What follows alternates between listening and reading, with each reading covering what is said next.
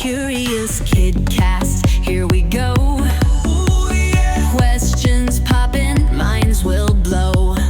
Big ideas, they're taking flight. Let's explore, feel the light. Why, what, where, and how? Big answers, we'll find them now. Curious minds, the world will comb. Ask away, let's bring it home.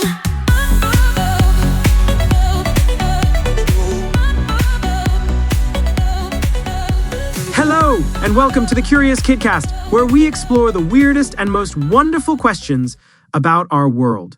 I'm your host, Andy, and today we're diving into something that happens to all of us at the most awkward moments, usually right when your teacher asks you a question or when you're trying to be super quiet in the library. That's right, hiccups. Those mysterious little body jumps that always seem to show up when you're right in the middle of telling your best joke. They're like the party crashers of bodily functions, showing up uninvited and making everyone stare at you. Imagine this, you're sitting quietly in class, trying to read your book or listen to your teacher, when suddenly, you hiccuped. You try to hold it in, but then your whole body jumps a little. Your classmates look over, some giggle. Your teacher raises an eyebrow like she's thinking, really? Right in the middle of my super important lesson about fractions? And you're sitting there thinking, it wasn't me. It was my diaphragm. I swear. We've all been there, right? Hiccups strike when we least expect them, during dinner, at the movies, or even while brushing our teeth. But what are hiccups? Why do they sneak up on us like tiny ninja burps? And is there actually a real way to stop them?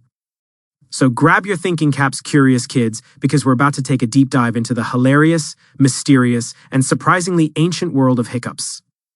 First, let's zoom into your body to see what's going on when a hiccup happens. Put on your imaginary shrink-ray goggles. We're going on a fantastic voyage inside your body. There's a big muscle hiding under your lungs called the diaphragm. It's kind of like a trampoline stretched inside your chest.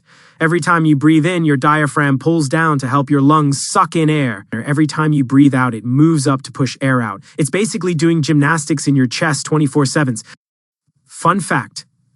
Your diaphragm does this over 20,000 times a day without you even noticing. That's like doing 20,000 tiny sit-ups while you're just walking around being awesome. That's more workouts than all the adults at the gym combined. Your diaphragm deserves a trophy, honestly. Maybe a tiny gold medal with best breathing muscle engraved on it. But sometimes your diaphragm freaks out. It suddenly jerks downward, kind of like when you accidentally step on a Lego in the dark. You know, that pain that makes even grown-ups say words they're not supposed to say. And your vocal cords, which are the little flaps in your throat that help you talk, slam shut right after like they're tiny doors trying to keep a monster out. That's the sound of a hiccup. The strange hic noise that makes your body jump like a startled kitten. So why does this happen? Scientists aren't totally sure why we hiccup, but they do have a few hilarious and brain-blasting theories. Get ready, because some of them are wild. Theory number 1, the tummy surprise theory, also known as why you shouldn't inhale your lunch like a vacuum cleaner. One big reason we hiccup is because of our stomachs. If you eat too fast, drink fizzy soda, swallow air, or laugh while eating, your stomach can swell up like a balloon. This pokes the diaphragm and makes it twitch. It's like your stomach is saying, "Hey, slow down up there, I'm running out of room." And your diaphragm responds by having a tiny tantrum. So basically, your belly is like that annoying sibling who keeps poking you for no reason. Stop touching me. I'm not touching you. Stop touching me. Sound familiar to anyone with brothers or sisters out there? Theory number 2, the baby practice theory, or as I like to call it, babies preparing for their first karaoke night. Here's a mind blower. Babies hiccup in the womb even before they're born. Doctors can actually see it on ultrasounds. Why? Some scientists think hiccups are like baby breathing practice. It's their way of learning to control their lungs and diaphragm before taking their first breath. It's like they're rehearsing for their big debut in the outside world. And when I come out, I'll take a big breath and then cry really loud to let everyone know I've arrived. So next time you hiccup in the middle of math class, just tell your teacher, "Sorry, I'm just practicing my baby breathing over here. Carry on with fractions. Let me know how that works out for you." And now for my personal favorite, theory number 3, the ancient fish theory. This one is wilder than a goldfish who discovered energy drinks. Hold onto your snorkels. This one's wilder than a goldfish on a skateboard, if goldfish had skateboards, which they don't. but that would be awesome. A long, long time ago, like 300 million years ago, our distant ancestors were fish. Yes, fish. These early fish had little muscles to help them gulp water through their gills. Some scientists think hiccups are a leftover from those ancient gulping reflexes. It's like your body has an old dusty photo album from when your great times a billion grandparents were swimming around with fins. That's right, your hiccups might be your body's way of going, hey, remember when we were fish? It's like your body occasionally gets nostalgic about the good old days in the prehistoric ocean. Remember when we didn't have to do homework and could just swim around all day? Those were the days. So next time you hiccup, you can tell your friends, sorry, that's just my inner fish saying hi. It's feeling nostalgic for the ocean today. Hiccups might be funny and sometimes annoying, but did you know people have actually set world records because of them? The longest hiccuping attack ever recorded was by a man named Charles Osborne. He started hiccuping in 1922 and kept going for 68 years. That's more than 430 million hiccups. The poor guy probably couldn't remember what it was like to not hiccup. By the end, his friends probably just thought that was his normal way of talking. There was also a girl in Florida who hiccuped 50 times per minute for more than 5 weeks. That's like having a hiccup alarm clock that goes off every single second. Imagine trying to tell jokes with that many hiccups. Knock, knock, hic, who's, hic, there, hic, banana, hic, who, hic.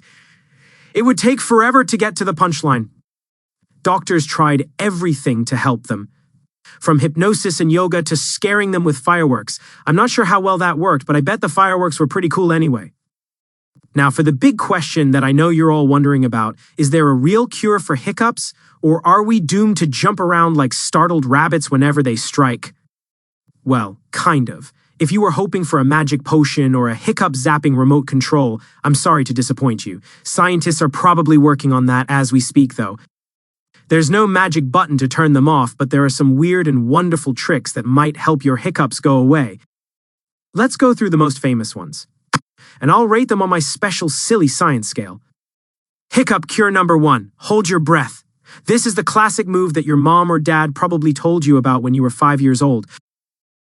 How it works, you hold your breath to build up carbon dioxide in your lungs, which might calm your diaphragm down, kind of like telling it to chill out and take a nap. It's basically giving your diaphragm a timeout for bad behavior. Go sit in the corner and think about what you've done, diaphragm. I give this a silly science score of 7 out of 10. Holding your breath can work, unless you forget and hiccup right in the middle of it. Then you just make a funny snorting noise and everyone laughs even harder. Been there, done that. Hiccup cure number 2, drink water upside down. This one looks ridiculous, which is half the fun. Your classmates will think you're doing some kind of weird water drinking challenge. How it works, you bend over and sip water from the far side of a cup. This flips your body around and distracts your hiccup reflex. It's like your hiccups get so confused they just give up and go home. Wait, why are we drinking upside down? This isn't what I signed up for. I'm out of here. I give this a silly science score of 9 out of 10. You'll either stop hiccuping or start laughing when water dribbles down your chin. Either way, the hiccups usually disappear. Just maybe try this one over a sink, not over your homework. Hiccup cure number 3, get scared. This is the one your annoying big brother probably tries on you all the time, even when you don't have hiccups.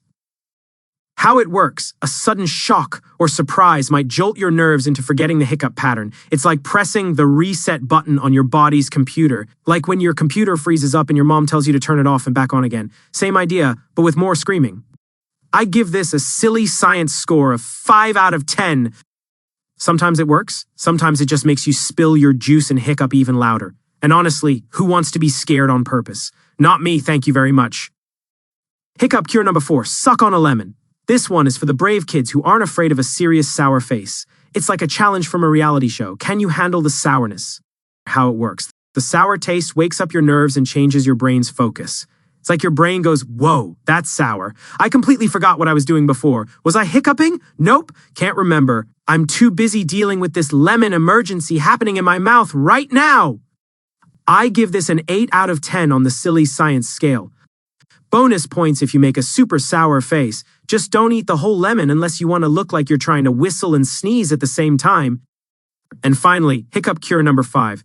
Eat a spoonful of peanut butter. The stickiest, most delicious cure in our lineup. It's like medicine, except it actually tastes good. If only all medicine could be peanut butter flavored. Am I right?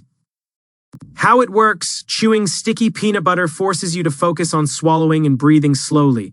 It's like giving your mouth a really delicious job interview. So, mouth, can you handle this peanut butter situation without choking? Great! You're hired, and as a bonus, your hiccups are fired. I give this a perfect 10 out of 10 on the silly science scale. This also works with Nutella or honey, plus it tastes way better than hiccups. Even if it doesn't work, hey, you just gotta eat some peanut butter. That's what I call a win-win situation. Most hiccups last just a few minutes and go away on their own. But sometimes, very, very rarely, people get chronic hiccups that last days or even weeks. Doctors call these intractable hiccups, which is just a fancy way of saying hiccups that won't take a hint and leave, like that one kid at your birthday party who just won't go home even after everyone else has left.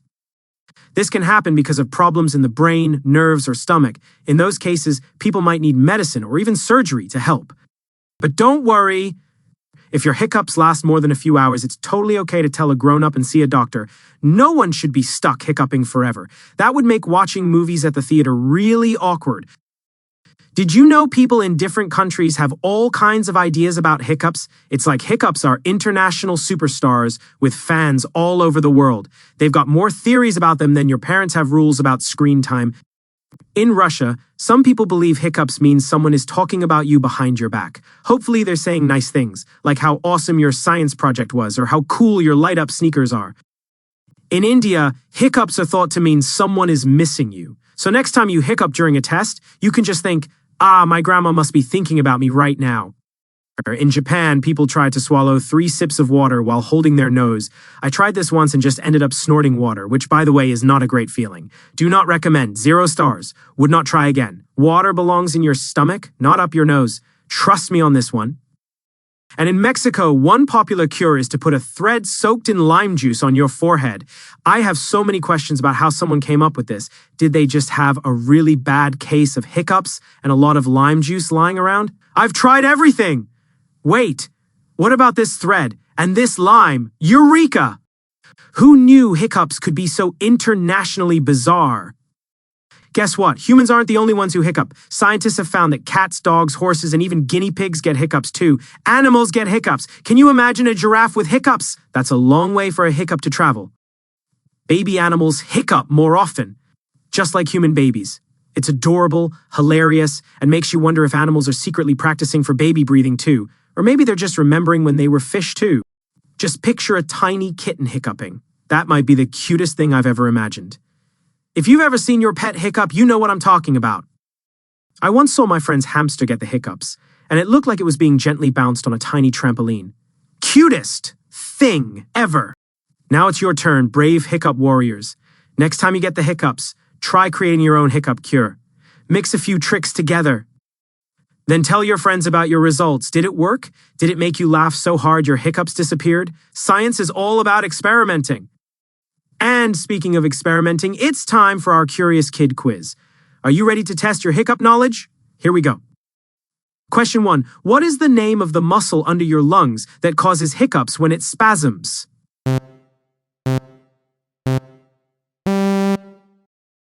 The answer is the diaphragm, that trampoline-like muscle that helps you breathe. Question 2. How long did Charles Osborne hiccup for, setting the world record? The answer is 68 years. That's longer than most people's grandparents have been alive. Question 3. According to one scientific theory, hiccups might be a leftover reflex from when our ancestors were what kind of animal? The answer is fish. That's right. Your hiccups might be your inner fish saying hello. So, curious kids, hiccups are one of the weirdest things our bodies do. We don't totally know why they happen, but we do know this. They're usually harmless, often hilarious, and sometimes very fishy. Literally. So next time you're stuck hiccuping, don't panic. You're just practicing breathing like a baby, or remembering your ancient fishy past, or maybe your stomach just got too excited about pizza. And while there's no 100% guaranteed cure, there are plenty of fun ways to try. So keep experimenting, keep laughing, and keep being curious. Because when it comes to your body's mysteries, there's always more to explore. If you enjoyed this episode of the Curious Kidcast, don't forget to share it with your friends and subscribe so you never miss an episode. We explore a new fascinating topic every week. Got a question you'd like us to answer on a future episode? Drop us an email at questions@curiouskidcast.com or visit our website at curiouskidcast.com where you can grab the show notes related to each episode. This is Andy signing off from the Curious Kidcast, reminding you to stay curious and keep asking questions. See you next time, Curious Kids! Hey,